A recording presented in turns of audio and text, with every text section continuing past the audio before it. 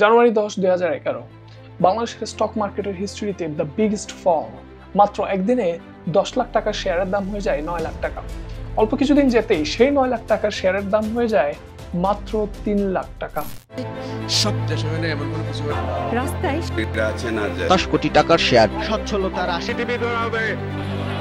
কেমন লাগবে আপনার জায়গা জমি বিক্রি করে অল্প লাভের আশায় কেনা শেয়ারের 10 লাখ টাকার দাম যখন অল্প কিছুদিনের মধ্যে 9 লাখ টাকা হয়ে যায়? কি হয়েছিল তখন? এই কেলেঙ্কারির প্রাথমিক রিপোর্টে অনেক হাই প্রোফাইলের নাম আসায় কেন বন্ধ করে দেওয়া হয়েছিল ইনভেস্টিগেশন। আজকের ভিডিওতে আমরা জানবো দ্য বিগেস্ট স্ক্যাম অফ 2011। পৃথিবীর বিখ্যাত ধনী মানুষদের প্রোফাইল ঘাটলে আপনি দেখবেন তাদের টাকা তৈরির আঁতুড়ঘর বলা হয় এই স্টক মার্কেটকে। কিন্তু বাংলাদেশের স্টক মার্কেটের কথা যখন আমরা বলি, মনে হয় এটি যেন সাধারণ বিনিয়োগকারীদের জন্য এক টাকা হারানোর বারমুডা ট্রায়াঙ্গল। যতই ঢালবেন ততই হারাবেন। সাল 2009 থেকে 2010 বাংলাদেশের স্টক মার্কেট তখন যেন এক নিশ্চিত লটারি। টাকা দিলেই হুড় হুড় করে বেড়ে যাচ্ছে। প্রথমে 1 বছর আমি স্টাডি করেছি, তারপরে আমি ইনভেস্ট করেছি। তো ডিসেম্বরে আমি যখন দেখেছি আমার টাকা অলমোস্ট 2 মান্থের ডবল হয়ে গেছে। সাধারণ প্রাইভেট চাকরিজীবী থেকে শুরু করে হাউসওয়াইফ সবাই যেন শেয়ার মার্কেটে বিনিয়োগ করে কোটিপতি হওয়ার প্রতিযোগিতায় নেমেছে। গ্রামের জায়গা জমি বিক্রি করে ইভেন ব্যাংক থেকে লোন নিয়ে মানুষজন স্টক মার্কেটে বিনিয়োগ করা শুরু করলো। তখন সাধারণ ব্যাংকগুলার তাদের নগদ অর্থ শেয়ার মার্কেটে বিনিয়োগ করার পারমিশন থাকলেও সেখানে একটা লিমিট ছিল।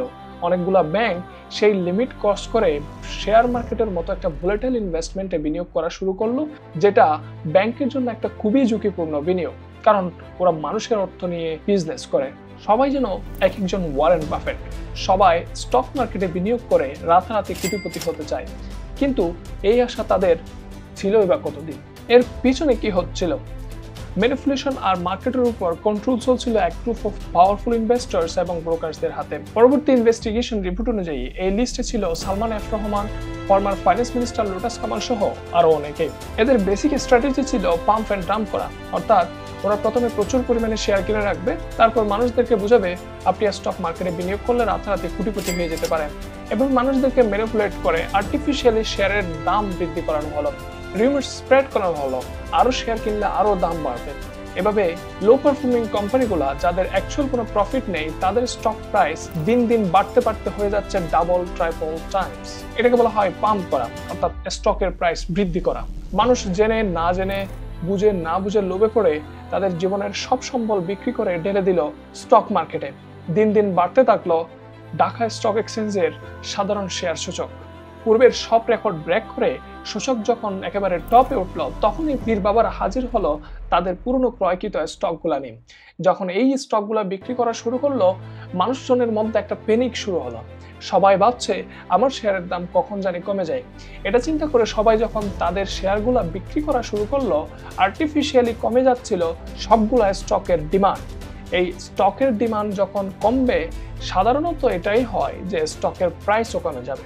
এভাবেই কমতে থাকলো সবগুলো কোম্পানির শেয়ারের দাম। অল্প কিছুদিনের মধ্যেই বাংলাদেশের স্টক মার্কেট থেকে হারিয়ে গেল প্রায় 600 বিলিয়ন টাকা। শুরু হলো বাংলাদেশের স্টক মার্কেটের জন্য এক জঘন্য কালো অধ্যায়। সবকিছু হারিয়ে নিঃস্ব হওয়া 2 বিনিয়োগকারী বেছে নিল আত্মহত্যার পথ।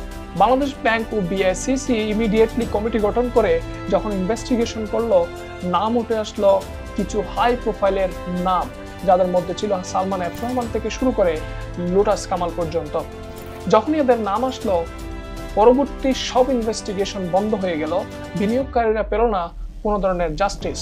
এই স্ক্যামকারীরা কোনো ধরনের বিচারের সম্মুখীন হলো না।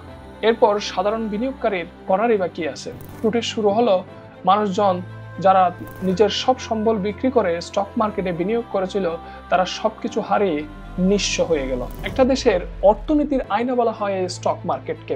লোভে পড়ে গুজবের উপর ভিত্তি করে স্টক মার্কেটে বিনিয়োগ করা যেমন নিজের পায়ে নিজে কুড়াল মারার মতো, ঠিক তেমনি corrupted administration, weak market controlling system কখনোই একটা দেশের অর্থনীতির জন্য ভালো কিছু বয়ে আনতে পারে না। তবে দুঃখের ব্যাপার কি জানেন? ঠিক একই ধরনের একটা স্ক্যাম হয়েছিল ব্যাক ইন 1996। তবে মজার ব্যাপার এটা, এই দুইটা স্ক্যামের সময় গভর্নমেন্টের পাওয়ারে ছিল বাংলাদেশ আওয়ামী লীগ। আপনার কি মনে হয় বাংলাদেশের স্টক মার্কেটে বিনিয়োগ করা এখন পর্যন্ত 2024 সালে এসে কি সেফেস্ট ইনভেস্টমেন্ট হিসেবে আপনি বিবেচনা করবেন? Let me know in the comment box.